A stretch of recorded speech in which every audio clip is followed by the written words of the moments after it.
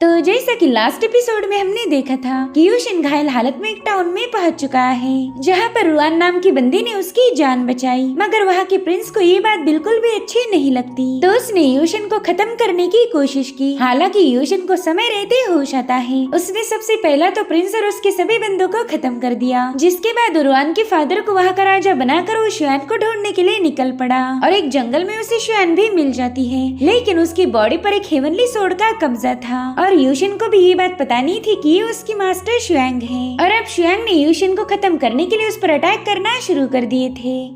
अब आगे तो इस एपिसोड की शुरुआत उसी सीन से होती है, जहाँ पर यूशिन शुआंग के हाथों बुरी तरह से घायल हो गया था।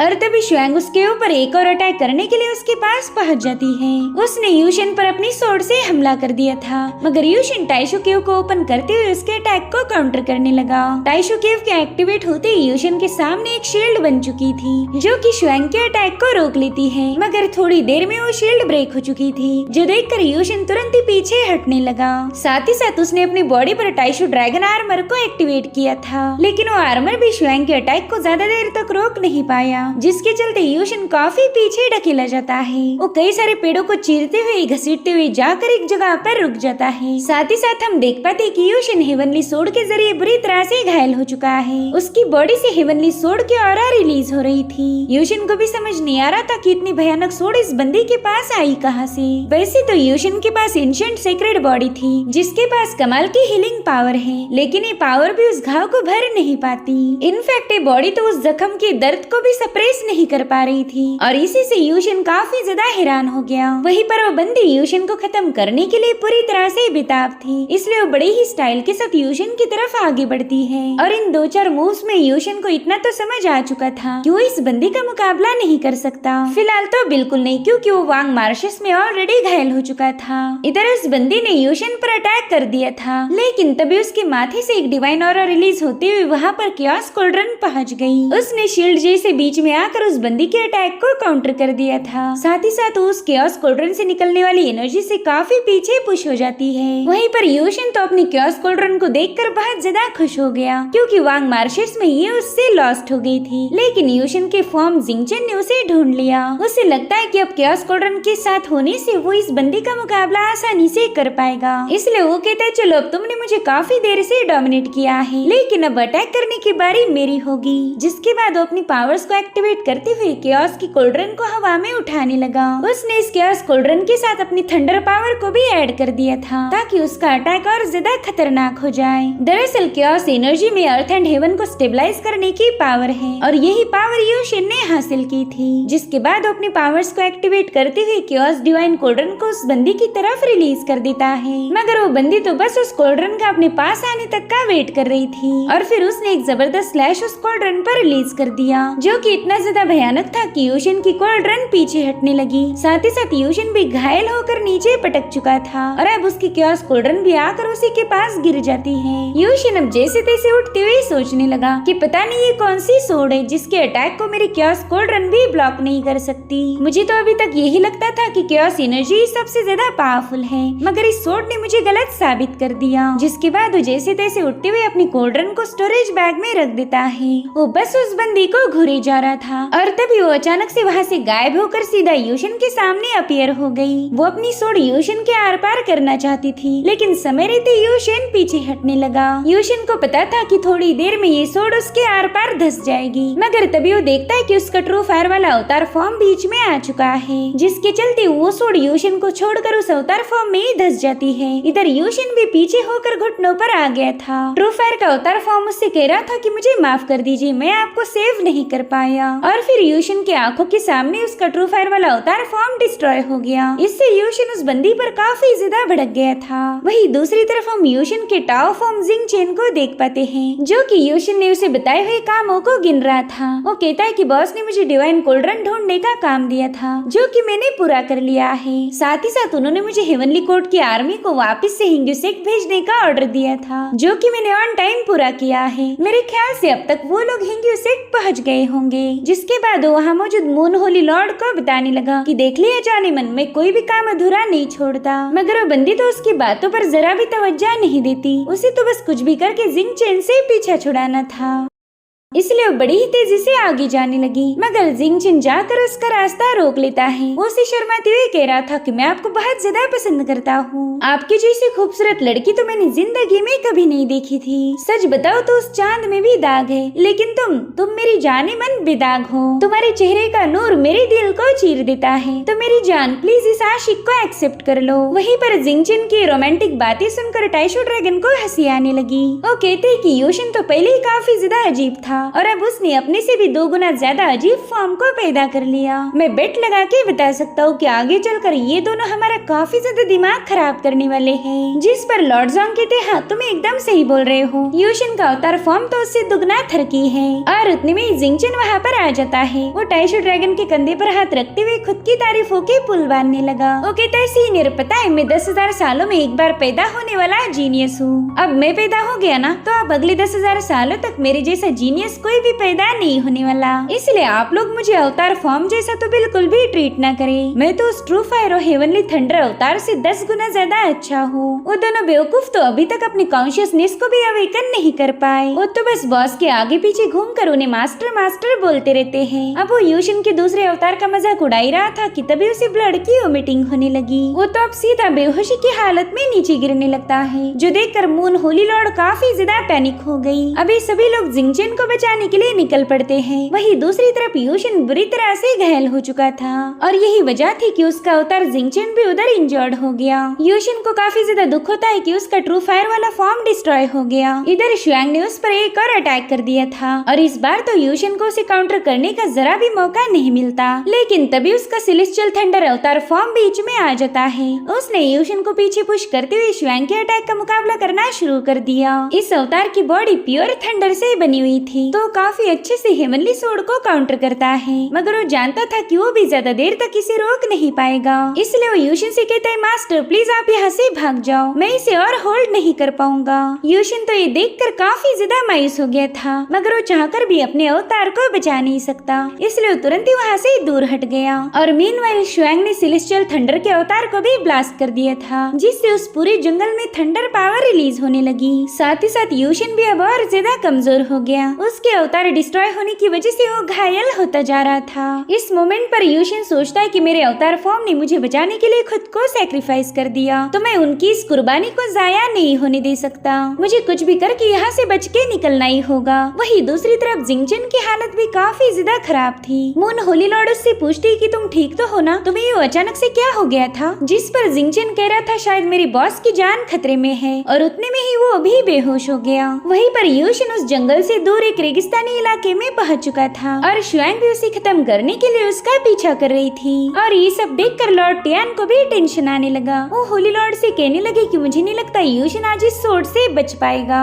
और इस बार हम होली लॉर्ड के चेहरे पर भी परेशानी साफ देख पाते हैं। वो लॉर्ड टियान को बताने लगी कि हम इसमें कुछ भी नहीं कर सकते, इन मसलों में इंटरफेयर करना हमें अलाउड नहीं है। शायद इस सोर्ड के हाथों मारे जाना ही यूशिन की नियति होगी। इधर शुआंग बड़ी तेजी से यूशिन पर अटैक करने के लिए आगे बढ़ रही थी और तभी उसे अचानक से होश आ जाता है। वो अपना कंट्रोल दोबारा से रिगेन करते हुए सोर्ड को रोकने की कोशिश करती है, लेकिन वो हेवनली सोर्ड उसकी कुछ भी सुनने के लिए तैयार नहीं थी। तो शुआंग उससे कहने लगी कि प्लीज रुक जाओ, तुम इस बंदे को नहीं मार सकती। लेकिन थोड़ी देर में उस सोर्ड ने शुआंग को सप्रेस करते हुए उसका बॉडी का कंट्रोल अपने हाथ में ले लिया। लेकिन शुआंग ने इस बार हार नहीं मानी थी। वो एक बार फिर से उस सोर्ड को कंट्रोल करने की कोशिश करती है। अब इन दोनों में ऐसी काफी देर तक स्ट्रगल हो रही थी, जब तक कि यूशिन को वहाँ से दूर जाने का मौका मिल गया। इधर शुआंग अपनी पूरी ताकत लगाते हुए सोर्ड को रोक रही थी। उससे कहती कि नहीं, तुम उसे खत्म नहीं करोगी। अगर वो मर गया तो मैं भी जिंदा नहीं बचने वाली। और तुम ये बात अच्छे से जानती हो कि अगर मैं मारी गई तो फिर तुम्हारे पास कोई बॉडी नहीं रहेगी जिससे तुम कंट्रोल कर पाओ। आप शुआंग की इस धमकी को सुनते ही वो सोर्ड अचानक से शांत हो गई, क्योंकि वो सोर्ड अच्छे से जानती थी कि बिना मास्टर के उसका कोई एग्जिस्टेंस बाकी नहीं रहेगा, जिसके चलते उसने फिलहाल के लिए तो शुआंग की बात मान ली थी।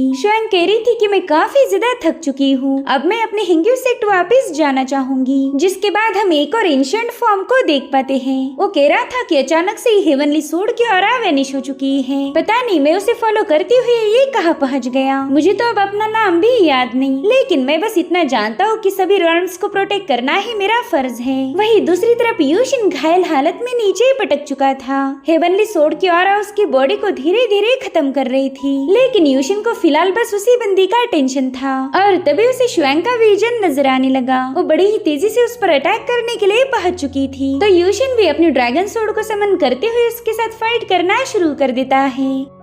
लेकिन ये रियलिटी ना होकर बस यूशिन के इल्यूजन्स थे, जिसके बाद अचानक से उसे काफी ज्यादा पेन होने लगी। वो कह रहा था कि जब हेवनली डीमंस और 7 स्टार्स के बीच में क्लैश होगा उस वक्त हम सभी इमॉर्टल्स को हेवंस के साथ मिलकर फाइट करनी होगी। जिसके बाद वो अकेले ही फाइट करना शुरू कर देता है। उसे फील हो रहा था कि वो किसी बैटल ग्राउंड में हेवनली डीमंस का मुकाबला कर रहा है। जिसके बाद वो खुद से ही सवाल पूछने लगा कि आखिर मैं कौन हूँ और मैं यहाँ पर कैसे पहुँच गया। यूशिन का अब अपनी माइंड पर जरा भी कंट्रोल बाकी नहीं था। उसे तो यहाँ तक भी याद नहीं कि वो खुद कौन है। और ये देखकर तो लॉर्ड टियान भी काफी ज्यादा परेशान हो गए। वो होली लॉर्ड डोंगफिंग से पूछते कि आखिर यूशिन ऐसा बिहेव क्यों कर रहा, जिस पर डोंगफिंग बताती है कि जब यूशिन वांग मार्शिस में था तब उसने रियलिटी और इमेजिनेशन को अपने इमोशन के जरिए जोड़ दिया था। ये काफी पावरफुल एम्परर की टेक्निक थी और अब यूशिन उसी टेक्निक के बैकलैश को भुगत रहा है। इतना ही नहीं, उसने अपने कई सारे अवतार को भी खो दिया है, जिससे उसकी माइंड पावर कमजोर हो गई। अब वो धीरे धीरे करके इल्यूजन और रियलिटी के दरमियान फ्लक्चुएट करेगा, यानी कि वो अपने इल्यूजन को भी सच मान सकता है। फिलहाल तो उसका खुद पर थोड़ा सा कंट्रोल है, लेकिन जैसे जैसे वक्त गुजरता जाएगा यूशिन पूरी तरह से इन्हीं इल्यूजन में ट्रैप हो जाएगा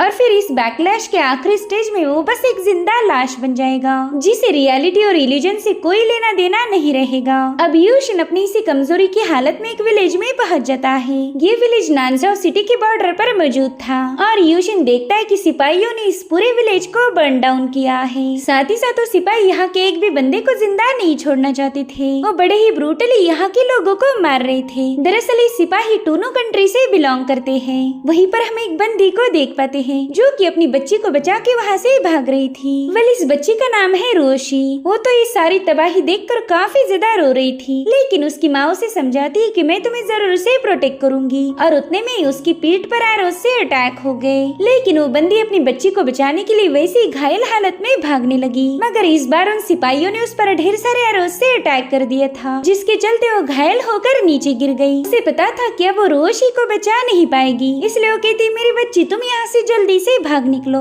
और उसी वक्त उस सिपाही ने रोशी के सामने उसकी माँ का खून कर दिया। ये सब देखकर रोशी काफी ज्यादा डर गई थी। वहीं पर वो सिपाही उससे कहता है कि बच्ची तुम्हें रोने की जरूरत नहीं, मैं अभी तुम्हें खत्म करके तुम्हारी माँ के पास पहुँचा देता हूँ। जिसके बाद रोशी पर भी हमला कर देता है, लेकिन तभी बीच में आ गया यूशिन। उस बच्ची से पूछता है कि क्या तुम्हारा ही नाम रोशी है, जिस पर वो रोते हुए हाँ बोलने लगी। यूशिन को फील हो रहा था कि रोशी इस नाम की बंदी को जानता था, मगर फिलहाल उसे कुछ भी याद नहीं। साथ ही साथ उसके माइंड में एक मिस्टीरियस आवाज गूंजने लगी जो उससे कह रही थी कि रोशी को खत्म कर दो। यूशिन को कुछ भी समझ नहीं आ रहा था कि आखिर ये रोशी है कौन, लेकिन उसे इतना तो फील हो रहा था कि रोशी ये नाम उसके लिए काफी ज्यादा इम्पोर्टेंट है। वहीं पर वो सिपाही यूशिन से कहते हैं कि अगर मरना नहीं तो साइड में हट जाओ, हमें इस बच्ची को खत्म करना है। लेकिन तभी उनमें से एक सिपाही देखता है कि यूशिन की बॉडी में तो एक साथ 2 फॉर्म्स हैं, जिसे देखकर तो काफी ज्यादा डर गया था। तो इसके बारे में तुरंत ही अपने मास्टर को बता देता है, मगर बदले में उसे एक जम के चमाट पड़ी। वो बंदा कह रहा था कि मैं किसी भूत बीत से नहीं डरता,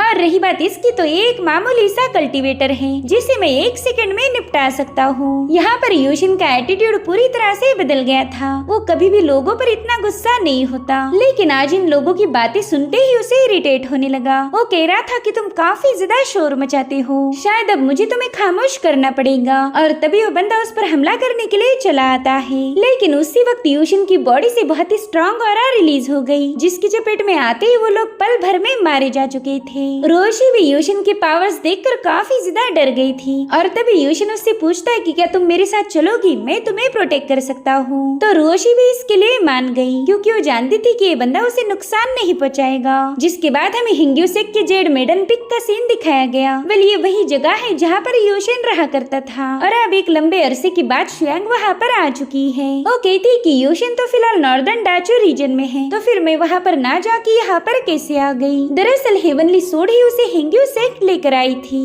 और तभी लिन भी वहाँ पर आ जाती है। वो अपनी सिस्टर शुआंग को देखकर काफी ज्यादा हैरान थी। वो तो रोती हुई जाकर सीधे शुआंग के गले लग गई। वो उसे बताने लगी कि मैंने आपको काफी ज्यादा मिस किया, पता नहीं आप मुझे छोड़कर कहाँ चली गई थी। मुझे तो लगा था कि आप मुझसे मिलना ही नहीं चाहती। जिस पर शुआंग उसे समझाती कि तुम मेरी छोटी सिस्टर हो, तो भला मैं तुम्हें छोड़कर कैसे जा सकती हूँ। मैं तो बस यूशिन को ढूंढना चाहती थी, लेकिन उसमें भी मैं फेल हो गई।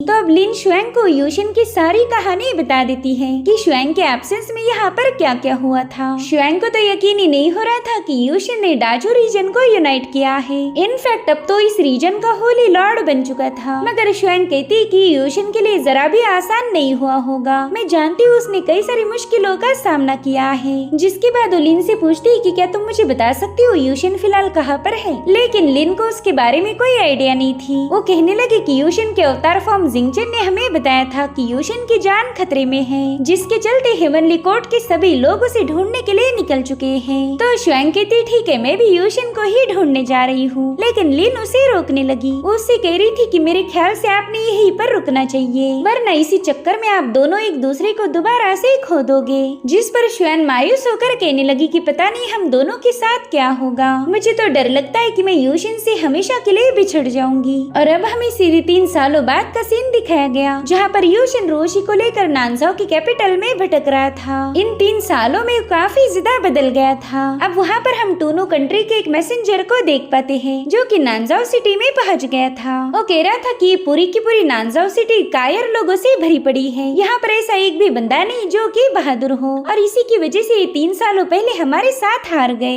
इनफैक्ट अब वो बंदा यूशिन को भी बुली करने की कोशिश करता है। तो यूशिन उससे कहता है कि मेरे रास्ते से हट जाओ, वरना तुम्हारा अंजाम बुरा होगा। जो सुनते ही बंदा काफी ज्यादा भड़क गया। वो अपने सिपाहियों से कहने लगा कि चलो जल्दी से इस गंदगी को मेरे रास्ते से हटा दो। लेकिन तभी वहाँ पर नानजाओ कंट्री के प्रिंसेस की एंट्री होती है। और टूनू कंट्री के मैसेंजर से कह रही थी कि ये रीजन हमारा है, इसलिए यहाँ के लोगों को पनिश करना है या रिवॉर्ड देना है, इसका फैसला मैं करती हूँ। दरअसल ये थी प्रिंसेस रुआन, और यूशिन ने खुद ही इसके फादर को यहाँ का राजा बनाया था। इधर वो मैसेंजर बताता है कि मैं तो टूनू के राजा का संदेशा लेकर आपके पास आ रहा था, लेकिन आपकी कंट्री के फालतू लोगों ने मुझे ह्यूमिलेट किया। अगर ये बात मैं राजा को बता दूं तो यहाँ पर जंग छिड़ जाएगी। और जहाँ तक मुझे याद है, हमने पिछली बार तुम्हें काफी बुरी तरीके से हरा दिया था। तुम्हारे कमजोर सिपाही हमारी पावरफुल आर्मी का मुकाबला नहीं कर सकते। लेकिन एक मैसेंजर के नाते मैं नहीं चाहता कि यहाँ पर एक नई जंग हो। एक बार ये बंदा मेरे हाथों मारा जाए, फिर मैं इस मैटर को यहीं पर क्लोज कर दूंगा।